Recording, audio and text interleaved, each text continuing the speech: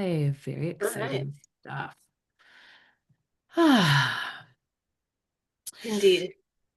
Hey, Well, everyone. Clarissa, yeah, Clarissa and I decided that we were feeling super relaxed today. Um, and Babs won't be joining us, so we're like even more relaxed because our whole trifecta isn't here. Did we want to go through any of the housekeeping stuff or anything, or we feel good? Oh, goodness. So we have our notes in the descriptions, and you can check out our webpage, our landing site that just explains more about who we are and what we're doing here. That's also linked in the description. But this is a place where we bring together conversation and healing around internalized white supremacy and doing what we can, what our eyes are open to, moving our bodies into being receptive to the letting go of, the releasing of this internalized oppression, the systemic oppression, the just the general yuck that lives in our society, and calling in a new whatever, era of equity, of justice, of sovereignty, of love, of expansion and well-being that ripples across all levels of humanity, into the earth, into future generations, sends healing back in time through quantum physics, and reaches these deep woundings within ourselves and within each other and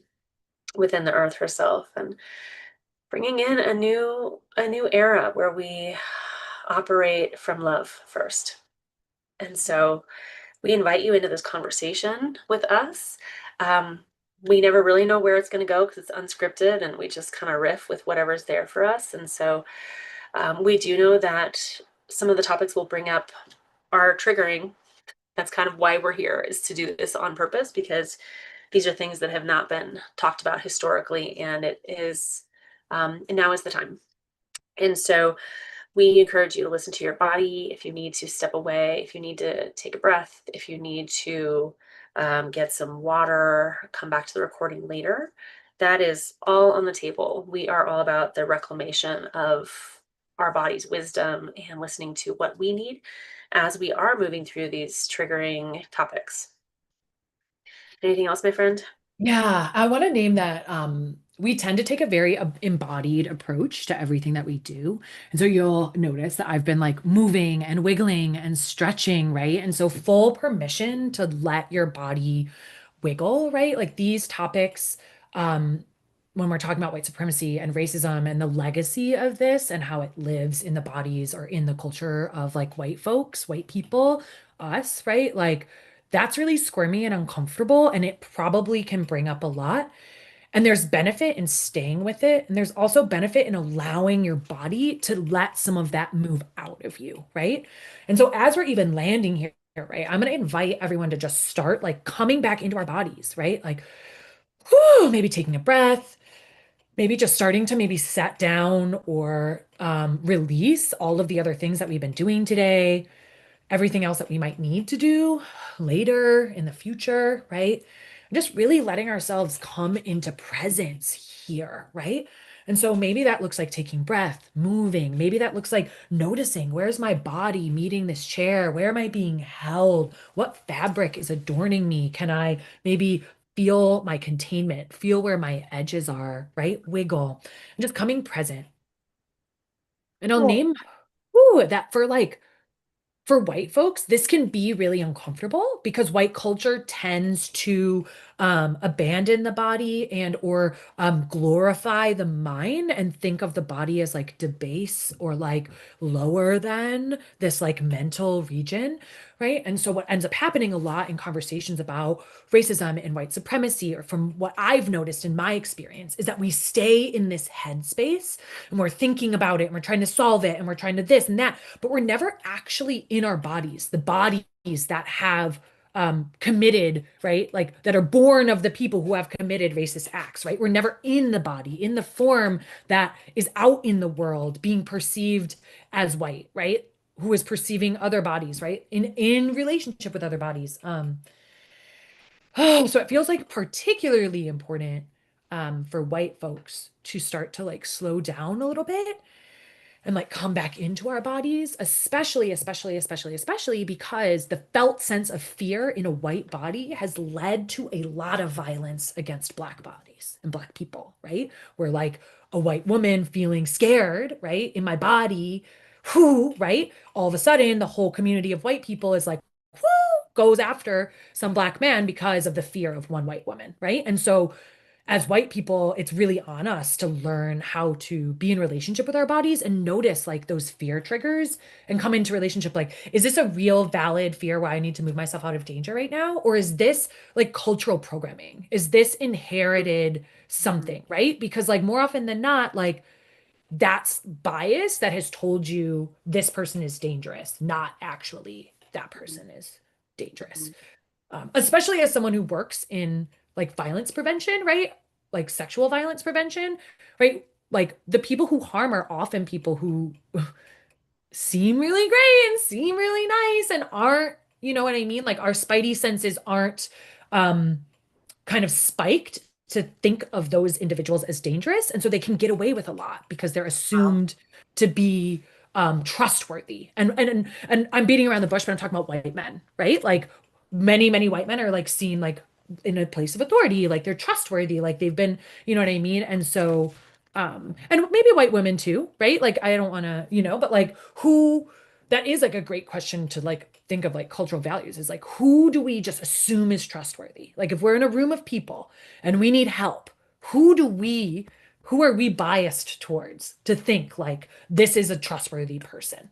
Mm. Like this is someone who shares values with me and will help in this situation, right? Like, yeah. Anyway. Yeah. Yeah. And so much of that is subconscious. And so I love just the opportunity to talk about it. Mm, When like you bringing that up has me think about times where I have felt that way, justly or unjustly, or justified or unjustified, just because this is what the programming is in my body. And when I yeah, notice I'm it, then I can start to say, like, is that actually true? Do I totally want to right. keep that or do I want to release it? Totally. I remember, so I was like raised in a pretty diverse like area. And when I went to college, um, that wasn't the case. It was like predominantly white. And so at the beginning, it was like a big culture shock. But after 4 years, right, like we acclimate, we get used to stuff. And so when I moved back into a city where, of course, more diverse, I'm around like folks of color, I was noticing how my nervous system, like the instance I'm actually thinking of was waiting for the bus. And like I grew up taking public transit in Chicago, like, you know what I mean? Like um, my sense of like I can feel safe like in that kind of like big transit space, but I was noticing like like a black man or like would come and wait and I would start to like get nervous and then it's like girl, like they're just like a regular human trying to go to work too right now, like there's no like this isn't like it's like it's okay, like it's okay. Um and and I feel like that was like early in me learning like how to kind of like the self-soothing when it is important to do that, right? Where it's like we are safe, right? Like this isn't a real valid concern. Like it's okay. Yeah. It's okay. I know, like, like um and it sucks to like say that, right? Or like having but like again, I think of folks who've only ever lived near people who look like them Yeah. and like how like scary it is Right. then to like be the minority or be, and it doesn't matter like what color, like what the looking like is, right? Like all of a sudden you're in what you feel like the other, and that's like, our nervous systems, you know, go on, do what they do to try to keep us safe, like in that circumstance where we might not be um a part of the community, like Yeah. and I feel like that's like ancient programming, right? Because like back in the day, like if our like chosen cave members kicked us out of the cave, like we probably didn't survive. You know what I mean? Like we probably like unless there was a bunch of other people living in caves around that like, didn't know those people and, were okay with taking me in, even though I've been shunned and Right. exiled. You know, like it's like that's some ancient stuff to like belong is to be Yeah. safe. Like, Yeah, it is literally wired into our mhm, biology to mhm. assimilate and Oof. to behave so that we are accepted, and not cast out. And that has been weaponized over Mm. these centuries. I mean, it makes me, we always go back to the witch trials. Um, but as healers, this is something that is very real for us, where we've had to do a lot of intentional conscious work around what we call the witch wound, which is that anything that is intuitive, otherworldly, non-logic based, we have a lot of fear inherited around sharing that because that has not been accepted in our culture in the last several thousand years, couple thousand years especially, and couple hundred years also, especially like since the witch trials. And so there are these ways that we learn to assimilate to protect ourselves so that we are part of that tribe, and it's so subconscious. We don't have, most often we don't notice that our body is, our pulse is picking up and our breath is getting shallow and we're Ooh. slipping into that fight or flight mode, when like we might not even realize that our body feels like it's unsafe even though it does, Hmm. in even though it is safe. there's Hmm. there's that programming in there that's always running that is Hmm. gauging on your behalf, am I safe, am I safe, am I safe? Hmm. And so if it has bias built into it and wired into it, then that's just how we're going to behave.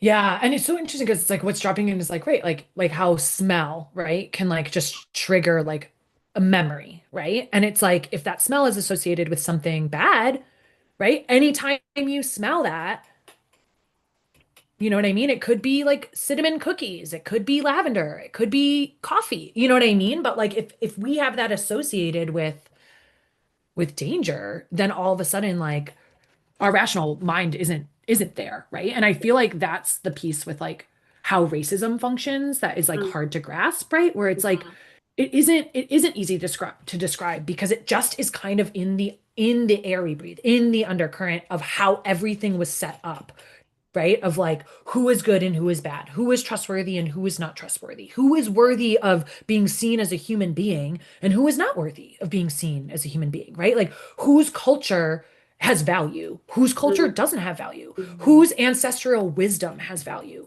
whose ancestral wisdom doesn't have value, Mm-hmm. right? Like even like who like I'm thinking of like cities that are like whose like destruction. I mean, we're seeing this on the live human state, like global stage right now, right? Where it's like, which like humans are like worthy of sympathy.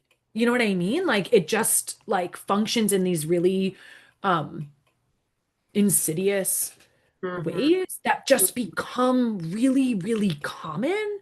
And so then Mm-hmm. we think that it's normal, that that's just like how things are. And it's like, Mm-hmm. no, like this has been like generations of programming to uplift certain values in people while simultaneously like debasing and like terrorizing like other communities of people, Yeah. you know? Like, Yeah, and there's the mechanics of like justification in that as well. Like mm, we get desensitized to it. That's on purpose. We watch so much violent media that's like you're rooting for the good guy to win and it's awful and you're like in it for the big fight. But there's also the I lost my train of thought. That happens sometimes. it's Um, okay. but just this, the ignorance factor Mm, where we're it like whether it's constant distraction, because we are so overloaded and overworked, and overtaxed that we don't have the bandwidth to consider, is this real, is it not, does this affect actual people, should I care? uh and like there's always like some of that smoke and mirrors happening mm, with this system where it's like pay no attention to the man behind the curtain mm, fucking mm-hmm. everybody's lives up. And including your own, like everybody is impacted by this, we are all we are all impacted by white supremacy programming and the way that it lives in our bodies, and it negatively impacts every single one of us. Um, Well, and I feel like the question then to get curious and solve it is like, who is benefiting, yeah. right? Because like there's someone who is benefiting from this, or else it wouldn't have been created. It wouldn't be being upheld in every single institution all around. You know Mhm. what I mean? Like, it's the same thing with like I think of this with like when I'm being marketed to, like with commercials, advertisements, right? Like who is benefiting for me to believe whatever, right? Like who benefits from even like in the news, right? Like certain news stories that get really blown up. Who is benefiting from that? Yeah. Because more often than not, it's not us. It's not a story that's actually uplifting humanity. It's not like we're talking about like the magnificent elementary school who just like started a recycling program, or like or like a real one that I think as college students down in New Orleans when I was living there. New Orleans didn't have glass recycling, and for a city that drinks as much alcohol as they drink, like having that much glass go to a landfill when it's so easy to reprocess is Wow. absolutely insane. Wow. And so some college students at Tulane University did a project where they created this like device that like smashed it into sand essentially. And so they started using it to like make sandbags for flooding and sand that could Wow. be used for rebuilding shorelines, right? We're talking about, right? And it got so big, like their operation got so big that I'm almost positive that like they are now in collaboration with the New Orleans city to be offering Mm, glass recycling, mm, right?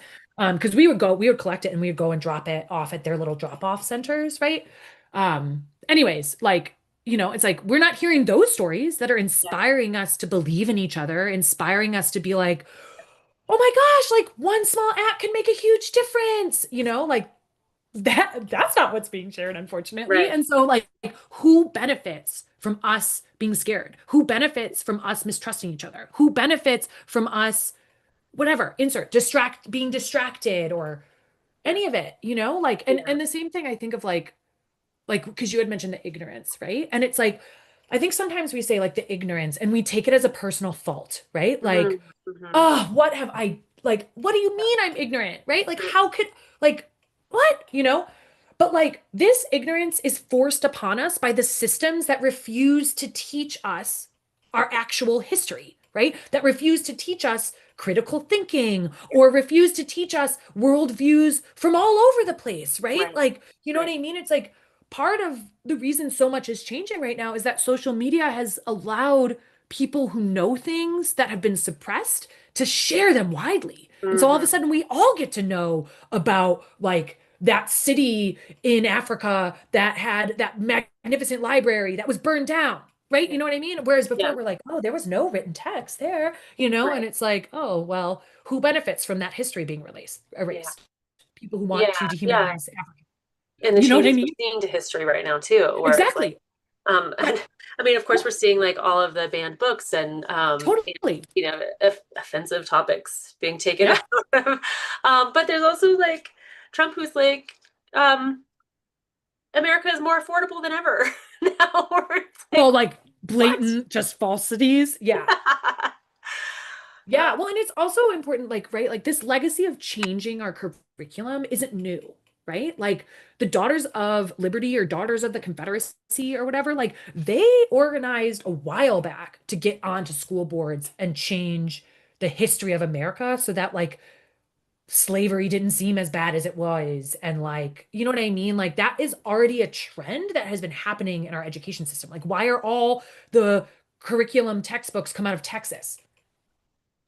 hmm, I mean, like, hmm, I yeah, don't know. I don't know, but like, I don't know if like, you know what I mean? Like, yeah, it just feels like one of those things that like, again, like when someone else's values are like implanted on us as truth, yeah, like where is the choice in choosing something else?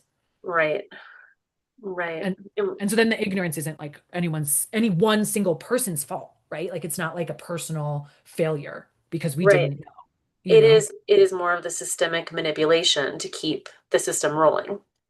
And so I mean I love that we're having these conversations because it's not our fault. Mm, None of this is our fault. This is we just happen to be here in the generation where we are we have access to something different, and there are enough people who are beginning to draw attention to those different things that we can begin to hear the difference from what we've been fed all of these decades we've been alive.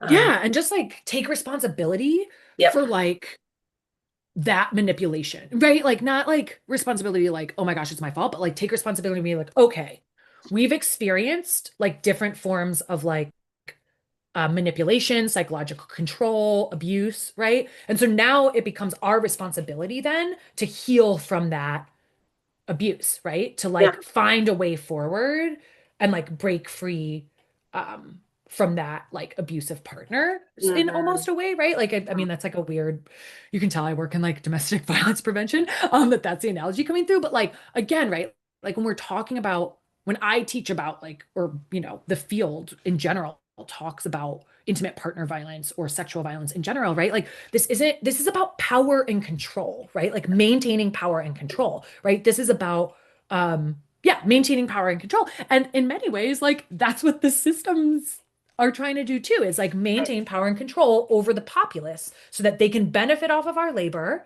Yep. and become trillionaires and I guess like travel to Mars or do whatever trillionaires do. Right. Right. What's really funny, Kristen, is that my husband and I had the same conversation a few days ago about how living in America is like being in a relationship with an abusive narcissist. Like those exact words. And I was going to put it in a newsletter because I was like, we talked about this on Friday and it was kind of in there like percolating, percolating. And then by Sunday morning, I was really fired up. And so I like dictated this long newsletter to ChatGPT. And it was like, wow, this is amazing. And I'm going to help you edit this so that it can actually reach readers because there are things in here that you can't say because they will Um, get flagged by chatbots.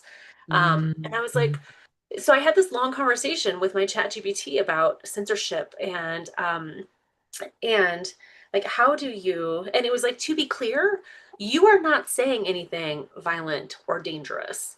However, these chatbots, or I don't know, chatbots isn't that the right. right Yes. the Yeah. filters, The they are, chatbots. is that what they are? Okay. I I would don't think so. I mean, they're just little AI like right. seeker bots. I don't know. Right.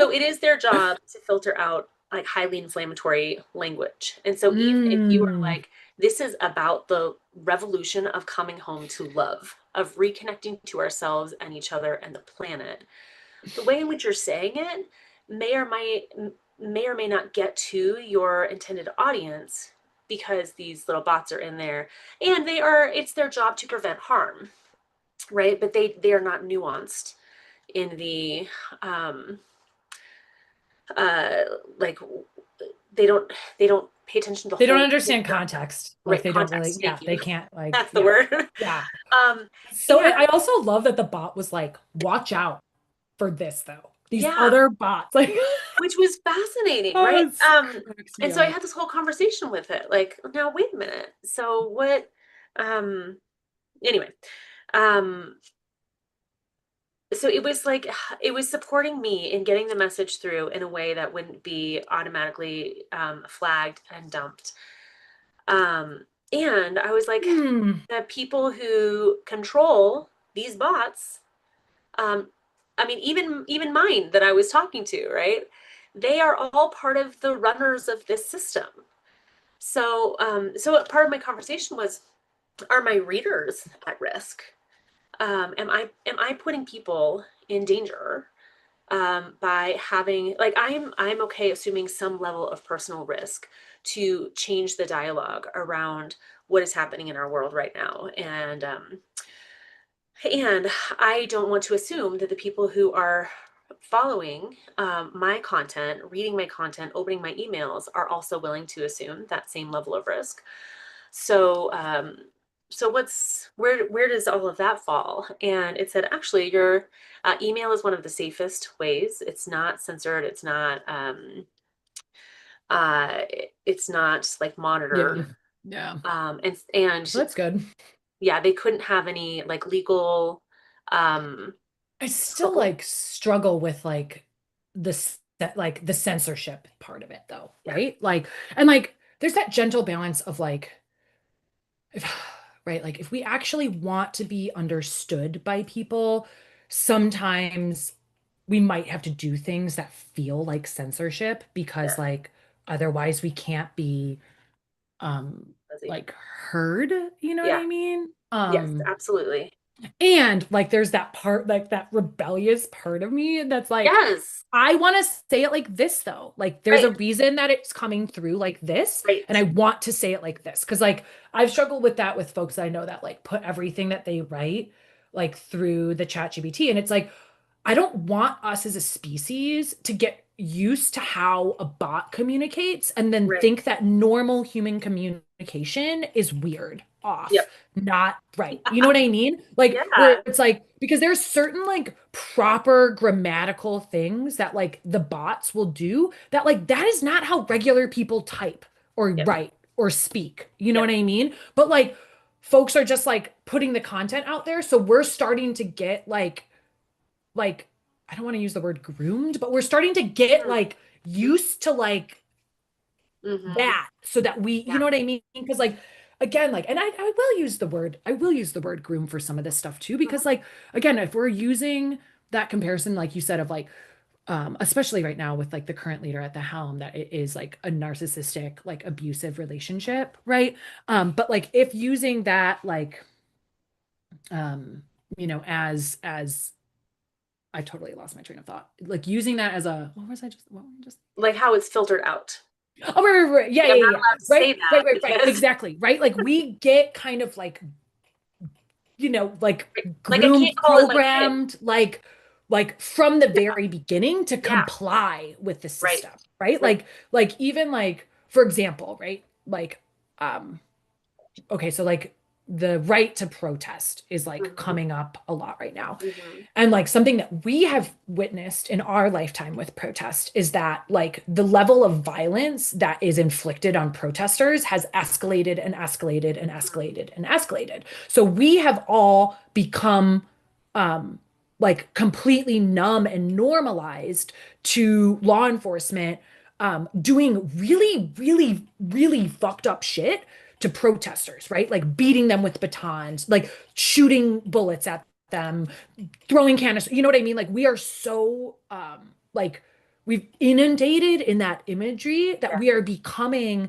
used to those levels of violence Yep. inflicted on protesters. But I think of like, you know, like and again, right? Like the police have always used excessive force in communities of color, right? And so like maybe some of the like difference is that it's like old white ladies are now getting like beat up, right? Because like we totally were seeing like that in the 60s with like black folks and like the police like not giving zero fucks about anyone, you know? And so now, you know, it's like anyone at the protest like doesn't count and can just be treated anyway. But there are a Yeah. lot of people where it's like, well, why didn't you just listen and do what you were told? They wouldn't have done that to you if you did what you were told. Why Right. didn't you just do what you were told? If Right. you did what you were told, you would bad stuff would never happen to you. Just do what you're told, right? And like that's kind of the energy of white supremacy, right? Is this false idea that only people who break rules get punished. So if you Mm-hmm. are getting punished, you must have been a rule breaker, and I do not have any compassion for you because Mm. only bad people get punished by the Right. police. Because It's good your own people, fault. yeah, good people are taken care of by the police. So if the police are coming for you, you're bad. You did bad stuff. Yep. You know, Yep. even when we, you know, in the grand scheme of reality, like that's actually not true, right? Yeah. Like there's like we're seeing it right now. Like people who've done the most grotesque things, who have so much power, so much influence, Yeah. you know, like Yeah. double standard. Yeah.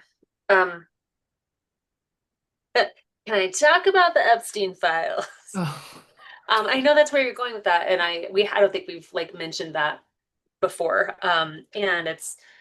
And it'll be really interesting to see what happens now that there is so much evidence that is so publicly out there, and of course it's being spun. And I think there is such power in it being released this way after this much resistance that it's like it'd be really fascinating to see a month from now, a year from now, the actual implications and the actual fallout. And of course, noting that the victims will always be suffering. I don't want to create or claim that. They, Have always had that experience, are always going to have to be living with yes. the aftermath of having Hmm. been trafficked. Yes. And not just trafficked, but trafficked in a very, very public way, right? And it was Like, like nobody cared. yeah, and it's like, I also want to name, right? Like, so we're in November now when we're talking, and January is Human Trafficking Awareness Month. You know what I Wow. mean? And it's like, I wonder, because at the agency that I work, we support individuals who have experienced different forms of human trafficking, whether that's like sexual or labor. And it's one of those ones that like folks want training on because we don't really know Mm-hmm. a lot about it, right? Um, and like the one that is really challenging in our society because like of our cultural values, right? Like we we don't view like sex work as work, Mm-hmm. right? And so we have a stigma against anyone who is perceived as a sex worker or who is perceived as a prostitute, right? And so for individuals who've been sex trafficked, right? Like culturally, like where is the space for the compassion Mm. there, right? Like Yeah. because we tend to, and even like the stuff, like um that people have been saying where they're like, oh, well, like having sex with a 15-year-old is like totally different than having sex with a 5-year-old. It's like not pedophilia. And it's like, okay, this is really, really problematic. And in many ways, like, and I will use the word groomed. We've been being groomed as a society to accept the sexualization of teenagers for years. Okay. How many Right. TV shows, Yeah. regular TV shows on cable TV, Yeah. right, are all about the sex lives of Yeah. teenagers and adults watch them, Yep. right? Like, that is literally, literally, literally grooming us to accept like teenagers as like sexual beings, what that we get entertainment from, like that's fucked up. You know what I Yep. mean? Like, and like, I won't get to it. It's like super disturbing when you get in and you look at like, I went to a training that was about from an institute that does a lot of research on porn. And a lot of like older adults, when you think of porn, you think of like the 1980s porn star, right? Like you think of Yeah. like, booby and hair and makeup, right?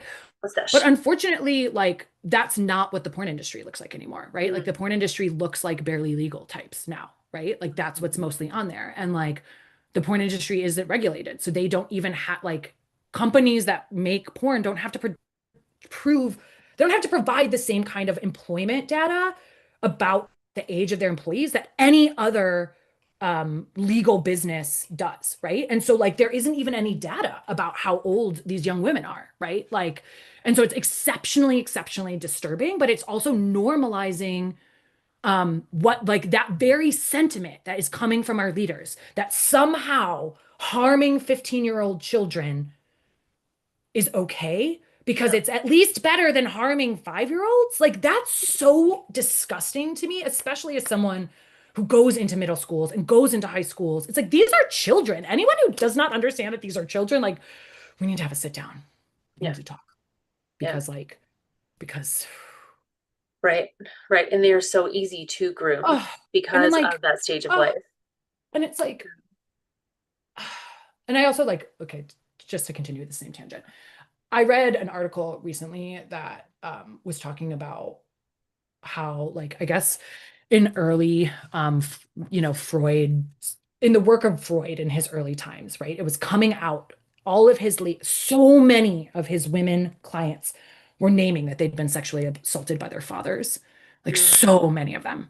And he was like, this just like can't be true. Like I just like can't believe that this is true. They must all have some sort of like what is it, like the Oedipus complex? Like they must all Yeah. just be like in love with their parents. They just, you know what I mean? And so it's like this like blatant example of like denying this like harm that's coming from this like Yeah. respectable group of people and Right. like making it into this like um fantasy Right. lie. You know what I mean? And it's like not to say that's the start of it. I don't want to Yeah. pretend like he was the first person to not believe women. But like, um, but it definitely like shapes how we treat like Sure. people who experience assault, right? Where we're Yeah, always like, well, what absolutely. did you do to facilitate it? And it's Yeah. like, Yeah. Yeah. We come from this puritanical, like these puritanical roots in this country where there is a proper way to behave. And if you do not do that, then you are, again, outcast, circling back. Um, and it is so wild to me that um, with that being like the forefront of our values system, like what we adhere to, that our media is so contrary and it's like this scintillation. It's like it's taboo. And so we're like, whoo, like we need more because that is not something we are allowed to touch. Um, and anything that does speak openly about sex and did you hear my voice? Sex. I know, I know. Don't say it too loudly now. That was not planned. That was just was I happening know. It's like here. the reaction. Like, Um, I mean, even as you're saying that, I'm like, we are really going there today. It's fine. We're good yeah. to go. Oh, perhaps you missed a good one. But the fact that the porn industry does not is not regulated Well, exactly. to like going back to what you're saying, like who actually benefits here? Yeah, Like how can this be exactly. allowed? Exactly. The two things are so like in such stark contrast. Exactly. But I have never heard that statistic You before. know?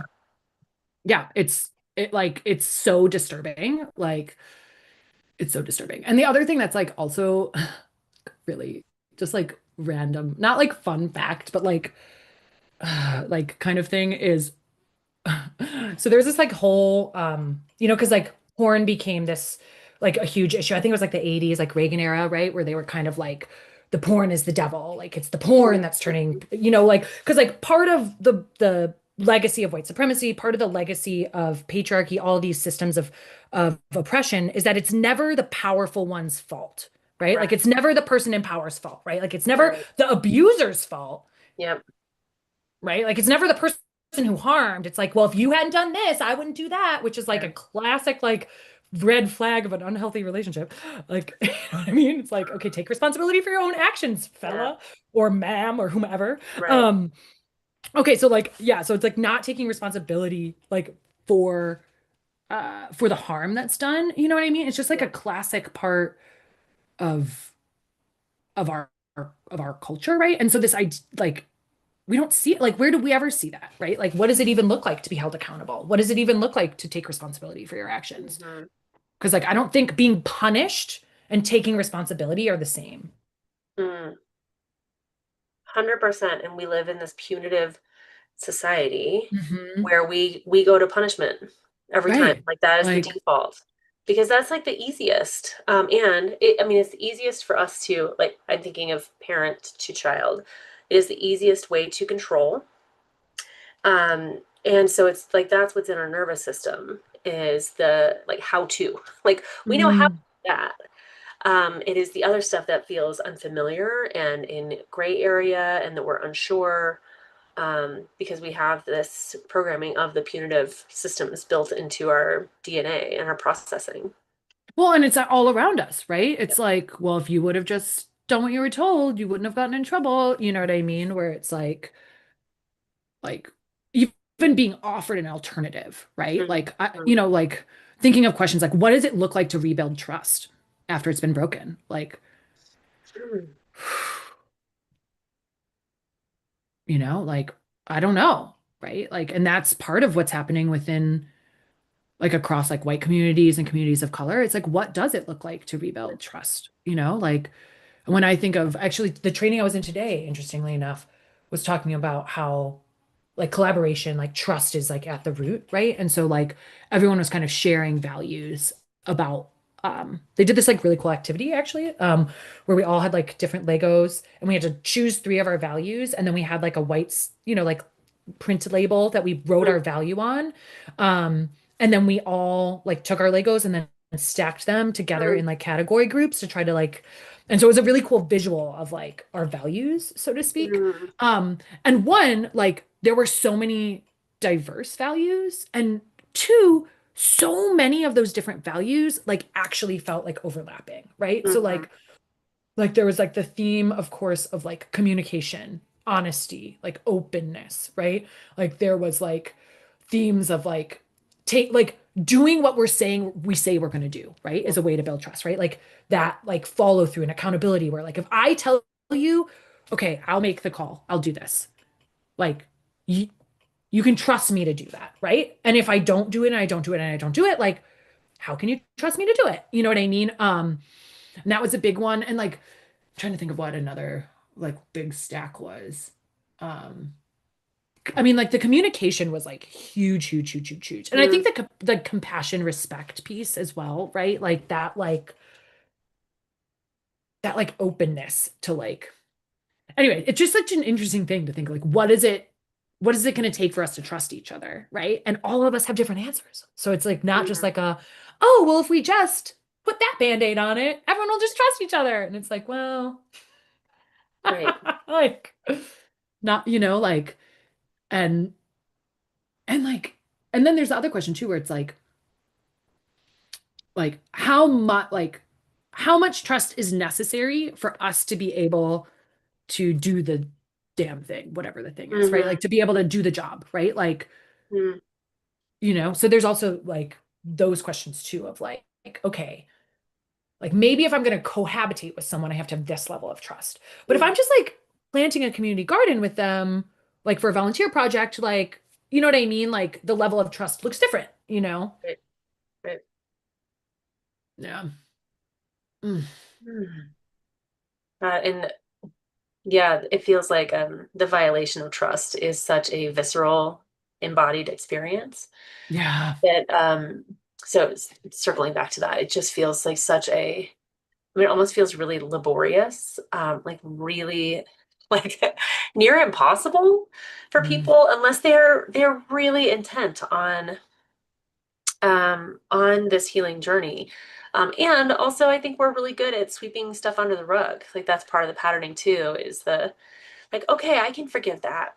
It's like the amnesia post childbirth where people are like, it didn't hurt that bad. You Mm. know? Mm. Um, Mm. where we Yep. just like that is part of the survival mechanism, maybe of how we stay together in these tribes is Yeah. and not having ever been taught healthy communication styles and healthy ways to repair when there are those ruptures. Yeah. But it's like, it's good enough. I'm sure it Yeah. will happen again. Yeah. Because, um, like, could you imagine if, like, schooling cared as much about helping people communicate with each other and work together as a team as they did about math, just generically right, math, as they right. did generically just about science, right? Like, where it's like, what about, like, relational skills, interpersonal skills, because like not all of us are going to be using these other skills, but every single one of us is going to have relationships because like the other thing that's so frustrating is like there's so many like jobs that are being developed right now that like don't require like the kind of schooling that we're teaching. You know what I mean? Mm, Like, hmm. where it's like, yes, yes, yes, okay, Obsolete. reading, numbers, all of these things, right? But Right. like, it's like the soft, like the intangible skills that you learned in school that you really need, right? Like Yep. time management, right? And like prioritizing. But like the most of those you don't get till college anyway, right? Right. Like how to prioritize different tasks, like how Right. to but the big one for me that like school in my experience just never um was able to do was that like how do we collaborate as a team, right? Instead Mm, of me just being like I'll just do it because I don't want to deal with your guys' bullshit, I'm just going to do yep. it, right? I don't trust you to do the project, so I'm going to just do it by myself, right? Like that's what happens more often than not, right? Like we don't actually learn how to, but like do the teachers even know how to do that? I don't know, it depends on the school, like like it's just I don't know. Yeah. Yeah, absolutely. And even if a school is intent on building that, or I feel like my kids' school is pretty good at building interpersonal skills, and particularly, there's a whole SEL, the social emotional learning component Mm-hmm. that has come in the Mm-hmm. last 10 years or so. It's Mm-hmm. really potent and powerful, and now it's often school board directed. Like Mm. we have realized the import of that. However, there still is this necessity to make sure that people are meeting their benchmarks and are um, like that we are competing with each other, like, and the rest of the world. And I see this in some of my friends who have older kids, particularly, who are really stressed out about their kids' college track. My husband and I are like, eh. And I'm Yeah, like, I feel and you. I'm like, should I, like, am I just a really bad mom that Mhm. I don't care as much about this? But it is that that deeply ingrained, they are not going to survive in the world if they're not. The other thing I was going to say though is that the the school board is still part of that system, and so what they tend to prioritize and where the money goes is the best performing academic schools. And so the ones who like that is such an important thing inside the school system. So even though there is more focus on the social emotional learning component, there is it is still like critical for a school to be able to stay open and serve a community by having their not their quotas met, but like hitting the mark Mhm. academically, which again, I think to some level is important, but we all have phones that do math I anyway. know. It's one of those things where it's like, again, like any time that like our funding is tied to like, right, like how well the students take a Yeah. test. You know what I Yes. mean? Because let's be real, right? Like this is about standardized testing, and Yeah. certain people are better at standardized tests than other people, right? Like Yeah. let's not Absolutely. even pretend like this is actually like a quantitative look at like whether or not students moved from point A to point B over the year, right? Like this is whether or not they performed well on a standardized test. Yes. And 100%. like Yeah. I like that like that's a thing. You know what I mean? Like that is a legitimate thing, right? And like, and again, those standardized tests are created that like literally like tests have shown that like they were made with white students in mind. You know what I Mm, mean? And so like white students tend to perform better on them because that is who the target audience was when the test was created, you know? And like, and not just that, but like, right, like there's all these conversations, or not conversations, but like this remembering, this like relifting up of like the different kinds of wisdom that lives in indigenous communities, that lives in communities of color, in non-colonized spaces, right? Like non hmm English colonized spaces, Yeah. right? Where like um because again, right, like America and like white supremacy is like, the daughter of England or the child of England. And so so many of our values, right, like rooted in like English colonialism, and like how did the English view themselves compared to the people in India when they colonized there, or the people all over the world when they colonized there, Yeah. like the kind of civilized Englishman versus the brute savage, right? Like that is all propaganda. You know Yeah. what I mean? Like that is all propaganda. But people believe it's true. It's Yeah. believed as true, right? Like, Yeah. Yeah. And the system takes care of those that it values in different ways than it takes care of ones who don't. Like I think about mhm, like school lunches that like are just like literally, like, how is this going to like, nourish any kid when it is all processed wheat that's laced with chemicals and sugar, also chemicals, like um and then how do we expect them to perform adequately throughout the day? And it's those kiddos who are needing to be there because their parents are working, because their parents are um not able to fill up their kitchen given the three jobs that they're holding down, because well, they're underpaid. And and frankly, like, like let's not forget that like students are legally obligated to be at school, right? Like parents can get fined for not having their children at school. And so like if they are going to be legally obligated to be in that building, or else they could get charged with truancy, then why the heck are we not providing a meal for them during the day? It feels outrageous. You know what I mean? Like I mean, I work in nonprofit, so I don't have like the same, but like there are plenty of professionals who, if invited to a conference and didn't get lunch, would be like, you just invited me here to teach me all this stuff and you're not going to feed me? You know what right. I mean? It's like, Yeah, well, that's interesting. So I live in a school district where lunch is provided. Like the taxpayers here in my state have voted multiple times to keep feeding the children who go to school here. And I had not stopped to consider until you were talking about that that's actually not universal in this country. Mm-mm. It's also really poignant for us to remember that like those kind of free breakfast programs, like that, like free lunch programs, like that was born out of the Black Panther Party. You know what I Oh mean? wow. Like that was something that the Black Panther Party started doing Hmm. as like mutual aid and like to serve their community Hmm. because they knew that like all of these young people were going to school without breakfast and like how can you learn without breakfast? And so they started a breakfast program that then got adopted as a national standard, right? And like most people when they think of the Black Panther Party, they think of like scary thugs with guns. And it's Yeah. like these people were literally like escorting elderly people to the Social Security office so that they didn't get robbed. These people were Mm, literally like providing transport to people to the hospital so that they didn't get in debt for an ambulance fee. Or better yet, maybe they lived in a community where the ambulance wouldn't even come because the ambulance didn't feel safe going there. You know what I mean? It's like, again, who benefits from the narrative that they're scary thugs? yeah. Yeah. Like, Oh, yeah. So there's a lot that we've uncovered that yeah. is not ideal. I need to Can do I that. say one thing too that just kind of drifted Please. by that I didn't comment on because there was so much else to talk about, but we were talking about trafficking. I think we need to put some disclaimers on this um, on Live this stream. conversation, by the way. I Um, do too. but there, the largest human trafficking operation that has ever happened in this country was slavery.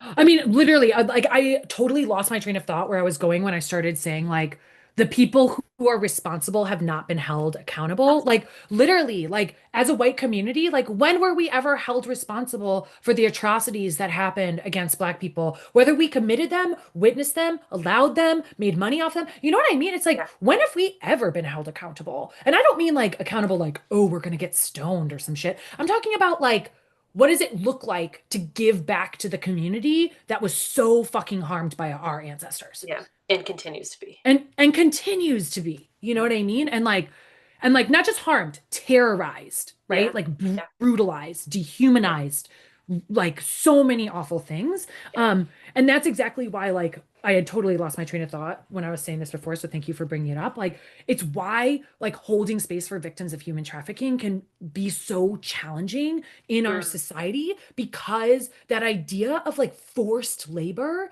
is mm, not that bad in our country. You know what I mean? Like our mm. systems exploit labor all the time. Our entire system is built on exploiting labor, whether they were people that the system decided weren't people and Yeah. then like were forced to work, or like all of the generations of workers who were totally, you know what I mean? Like who Mhm, fought for the things that we have, like an 8 hour workday or a mm, weekend. You know mhm. what I mean? Like it's like this whole capitalist system is built off exploiting labor so that the people Right. who own things can make as much money as possible, right? And we're seeing right now, like the harms that, like, when I think of like all of the people, right? Like, did you see like Deepak Chopra was like on that list?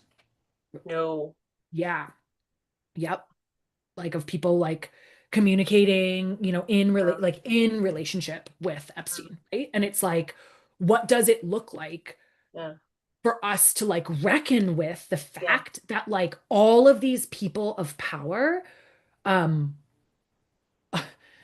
are like involved with holding up, right? Like Yeah. benefiting from like systems that cause so much harm to people. Yeah. You know what I mean? Like, because that's really what we're reckoning with as white folks too, right? Is like, how have we benefited Yep. from like like racism and like being assumed to be trustworthy or assumed to be, even the idea that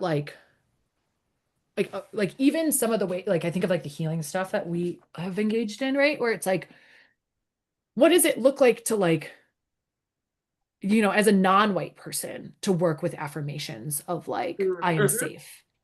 Yeah. You know what I mean? Like, not saying that like there aren't like hella like powerful ass like Black healers out there, like Right. doing work I can't even imagine around creating safety in their nervous Yeah. system in a culture that like terrorizes like Black bodies, right? Like talk about like powerful, powerful leadership around like I think of Kertrice, right? Yeah. And like just like what an evolved human to be able to hold so much compassion and love for people who potentially like hate you, Hmm. you know? Like Yeah. yeah. Yeah. And I mean, just witnessing Catrice, like she, I don't want to put words in her mouth, but it seems like she genuinely loves them anyway.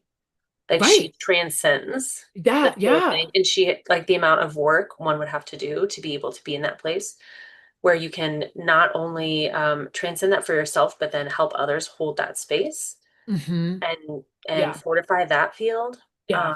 It is immense. It is so needed, and I am so grateful.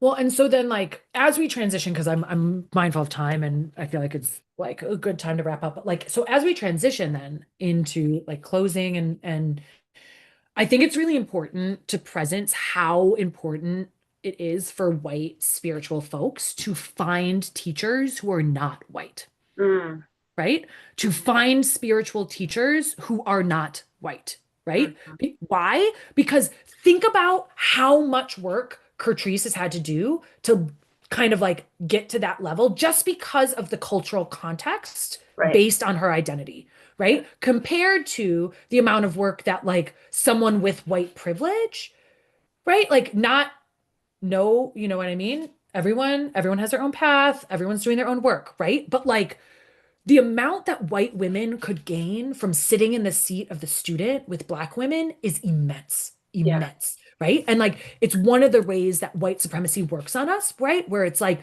do I even, is my nervous system in a space to even trust the authority coming from a Hmm. black woman, right? Like, Hmm. can I sit, you know what I mean, in that kind of seat Hmm. and have them be the authority, Hmm. right? Like, um, right, this is all personal practice for us, right? But this is a way that we start to dismantle this idea that the only teachers worthy of listening to are white, Yeah. right? Yeah. The only people with value are Yeah. not white. Like, you Yeah. know? Yeah. And just to put one caveat on that, it feels like it's vitally important that they seek out teachers who are not white, who are actively offering their services in that capacity. Because I also Yes, know that it's like a big thing where totally. where we're like, oh, Totally. you're black, you can teach me. Oh, I That meant is me. professionals. I meant Yeah. like Yeah. professional teachers, right, who are out there teaching about Yeah. decolonization, Right. teach even like literally like he like as long as it's like open to all people, right? Because there are a lot of like folks of color who do healing retreats just for BIPOC folks, right? But like again, right? Like it is vitally important for white folks to step into spaces created by communities of color. That's how we rebuild trust, right? We can't expect them to come to these white spaces that have treated them like fucking shit. Yeah. That's fucked. That's not trauma informed, right? The way to be trauma informed is to, when invited, when the space is created, to show up and to be humble, right? To be humble and to like really take in the generous offering that they have created for us or the world, right? Like, Yeah, and kind of mean too that it feels like we are more ready than we ever have been to mhm. show up in those spaces. And that feels like a beautiful breath of fresh air too. Like it Yeah. there's still resistance, there's still whatever, but there are more spaces where this is being offered, and there are more of us who are finally willing to be like, wow, I really don't know. I really don't know. Will you please help me? Mhm. And that differentiation of like going to the spaces where it's being offered versus just assuming that some person of color is gonna, do the Exactly. emotional labor, like more Exactly. emotional labor for us is that's important. But there are more and more spaces for those of us who are more and more ready. Yeah. Well, and the last thing I want to say too is like when we talk about like retraining our nervous system to feel safe in diverse spaces with people who are different from us, but maybe share values, right? Um, like that starts small with like going to a retreat, right? And like being in healing space with someone, right? Like going to the Zoom room and like sitting with the discomfort, like it starts with those small things. It's not like this huge monumental thing. It's like slowly just making the choice to be like, I belong here. I am safe. I belong here. I am safe. Like, Mhm. and again, not in that way that white people do sometimes where you barge into like spaces that aren't for you and try to claim your space in it, but like the spaces where we are invited to. Yeah. Yeah. And for me too, it's like doing that for my own self and then Mm, sending the blessing out. Like, yes, yes, and like I belong, I am safe. We all belong. May we all be safe.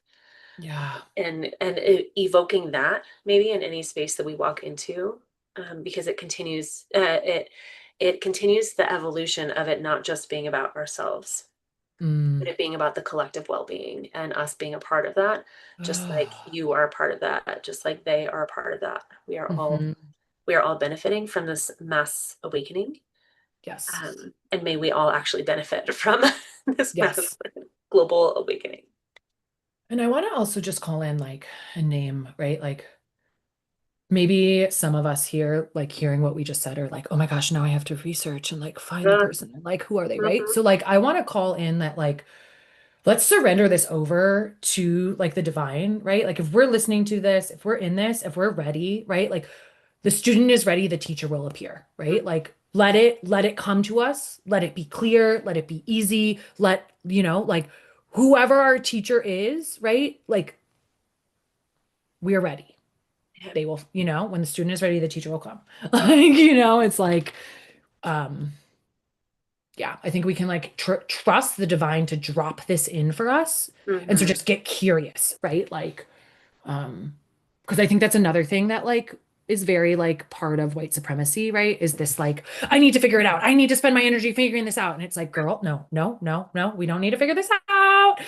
We can go and be with our family. We can go and make dinner. And then the next time we randomly go on Instagram, the like things are um, gonna come up. We're gonna be like, oh, there she is. Hey, yep, hey, I've been looking for you. You know what I mean? yep, Like, it's like, and really like, I know that sounds silly, but like since I've been doing this surrender work and like one of my like prayers that I do in the morning is like speaking to the goddess, like I am you, you are me, we are one. Like use me for the highest good of all. Like let me be of highest service today. Like let me be flexible so that I can be moved to the spaces in which like my unique magic is most needed. mhm, And like just allowing that to be like, whew, okay, okay. I don't need to like, okay, okay, okay, mhm, okay, okay, okay, okay. There's a higher power that can like move me where I need to be because like we don't have to figure it all out by yeah, ourselves. Like that's a lie to keep us busy trying to figure it out instead of doing the thing, yeah, like yeah. Mm, thank you. yeah. Do we want to do like a close? How are we feeling? Hmm. Yeah. Hmm. Yeah. It doesn't have to be a long one, but Okay. I mean, we Well, we we spent were a like, good we're not time. going to talk about anything. We're like so tired. And then here we are, like so like not tired and energized. Yeah, I know. Yeah, yeah, and It's good. the topics were not light. Um, no, not at all. But also like listeners, like that I don't think we ever, you know what I mean? It's like we seem to be like folks who like the depth. We Yes, tend to like roll deep. yeah, So yes.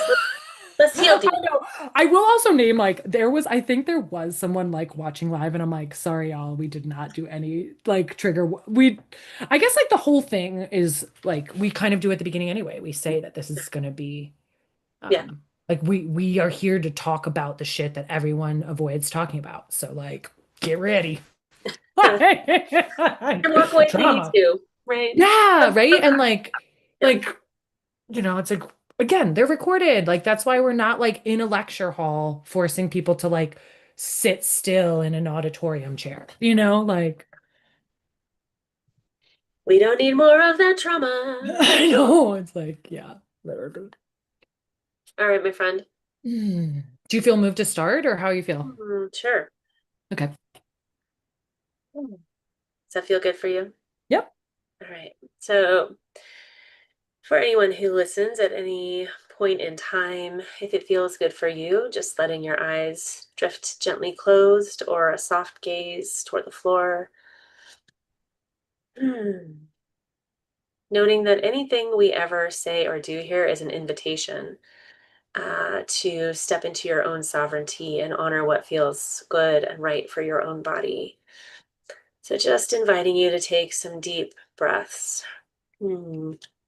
I actually saw this video right before we hopped on here today that was a woman saying that she has not been able to breathe deeply because of her trauma.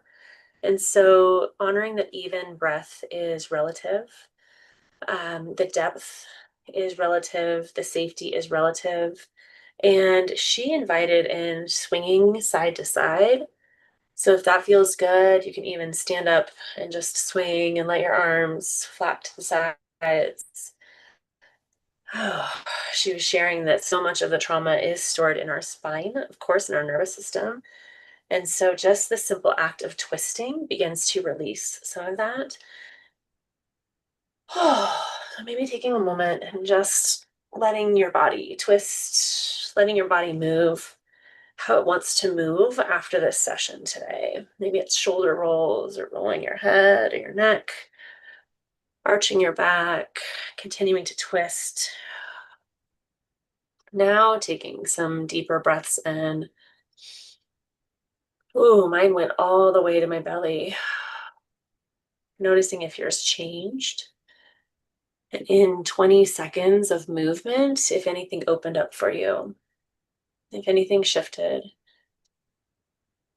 And into that open space, I invite you to call whatever is sovereign and divine for you. That might be you, might be your higher self. It might be a sense of nature. It might be God, goddess. It might be, oh, just a white light, beautiful, brilliant white, golden light, or some other color that resonates with you. Just letting it come down in through your crown, in through your body, all the way down into your belly, your power center, down into your root, your pelvis, and just inviting it to illuminate every single molecule between here and there, down into your toes. Maybe offering some of it to Mother Earth, thanking her for holding us, just giving her this love gift of your presence, of the light, of your acknowledgement, of your gratitude. And inviting this work to continue working on your behalf, working in your molecules to unknit some of this trauma, this ingrained systemic oppression that lives in your body. There's a lot of this that it really helps us to talk about and bring up and bring to light, but there's a lot of it that we actually don't need to do that. We can just let the light do its work and honor that as we increase our knowledge, as we increase our intentionality around healing these wounds, that there is so much that can be done behind the scenes and on our behalf. And not just in our own bodies, but collectively as well. Maybe sending some of that healing energy down to the earth as well, offering that to her as Mother Earth has held so much of the blood that has been shed, has received that, has held her children as they have wept. And thanking her for doing that over the eons, being this constant, steady, grounded presence to hold us as we encounter whatever it is that's on our path, and transmuting that pain, the anger, the sadness, the separation, being this living embodiment of diversity, community, connection. And if she has anything for you, just letting you receive that up through your feet, anchoring back into your body, your molecules, welcoming them to receive that and expand as they receive that wisdom.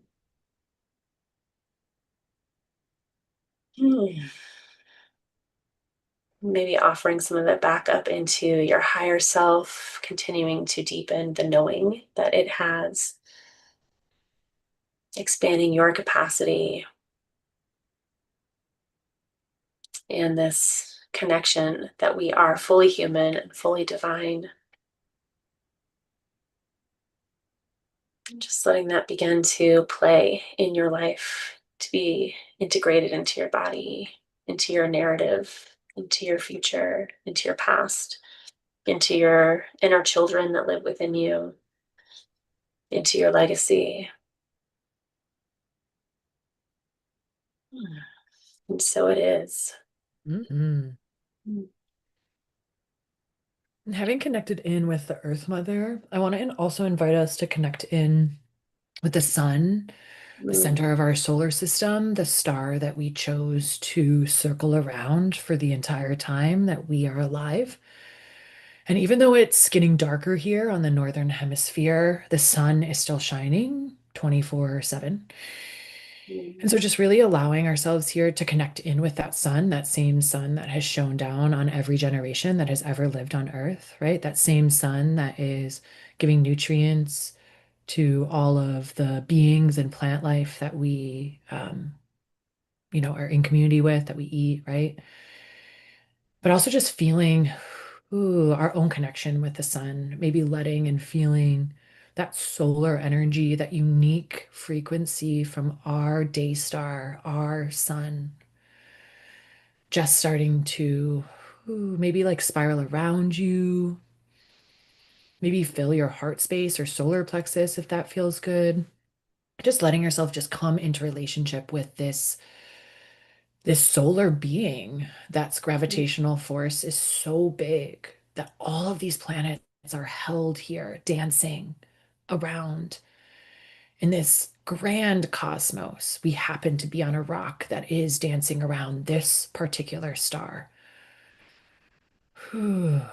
Just really connecting in with that, right? For a moment. Feeling the power of that sun, feeling the power of our choice to be here in relationship with this sun. And as we're in this deepening relationship with the sun, just allowing that solar field, that solar energy to just burn away anything that's not yours, anything that you don't need to carry with you as you move away from this conversation, as you go about your day, right? Anything that maybe you inherited that is just not yours, that doesn't serve you, that doesn't work for you, and just letting that, again, that light, just transmute it, transform it, burn it away. And so you can imagine yourself here that that is happening, but maybe you're also choosing now to set down certain beliefs, choosing to set down the legacy of white supremacy, choosing to set down the legacy of racism, right?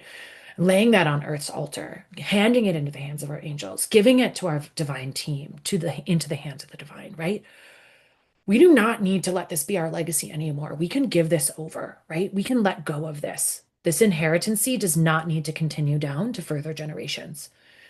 So just imagining, feeling that weight being taken off of us, right? And at the same time as we are handing over the legacy, right? We're also creating space for us to take responsibility in the here and now for this legacy so that we can build a different future. And so really feeling that divine responsibility starting to like click back online here. Yeah, I love that that like sound came in right then too. Ooh, clicking online here, mm, right? The divine responsibility, it's not a burden. This isn't some sort of like, right? Like this can be a beautiful offering that we came here to provide, a beautiful service that we came here to do, a beautiful movement, collective tapestry that we came here to be a part of, right? That heals past harms so that we can finally build something new. Yeah. Oh, yeah. So just taking another breath here in connection with that sun. You can release that if you want, or if it feels good, stay in connection, right? Like I know for me on these shortening days, knowing that I can connect in with the sun even when it's nighttime is a relief for my nervous system. That gets so much healing from the sun, the rays of the sun, right? And so just beginning to start coming out of this, maybe moving our body, maybe wiggling, maybe feeling our edges, maybe starting to look around our physical space, remembering where we are in this time, in this place, in this moment, just orienting ourselves. Ooh, yeah. Hmm. Hmm. Mm. Yeah. I was yawning all through your whole thing. Hmm. Just like release, release, Hmm. release, yes, and Hmm. release. Yeah, that was super potent.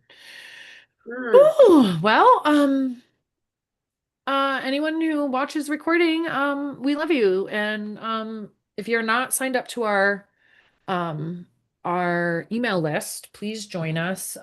This is just the beginning. We don't know where it's gonna go. We're trying to just trust the process. So if you want to move with us on this journey, the best way to do that is to subscribe to the channel and to join our email lists, which is where we'll be doing more building and deepening. And we'll keep releasing shorts as well for those who like the long form but don't always have space for it, Hmm. that are an opportunity for you to just drop in and take Hmm. a little nugget and Hmm. implement it here and there, or ponder Hmm. it.